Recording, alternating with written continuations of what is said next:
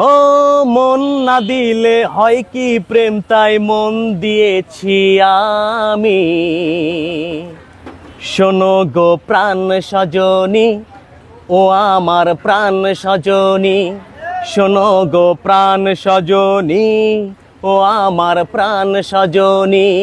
পাগল হুয়া রে मैं ধীরে ধীরে तेरू चुनारिया दिल ले गई, तेरी ये बिंदिया ও মেরি মাহবুবা। আসলে এই গানটা গাওয়ার পেছনে কারণ আছে। আমি যখন ক্লাস 6-7 বা কলেজে কষ্ট করে লেখাপড়া করছি, তখন আমার স্কুল কলেজের স্যাররা আমাকে বলতো যে তোর সেই ভারতের বিখ্যাত কণ্ঠশিল্পীর সাথে তো অনেকটা মিলে যায়, এবং তার গানগুলো তুই কর বেশি করে, তার গানগুলো গাইলে তোর কণ্ঠে বেশি ভালো মানায়।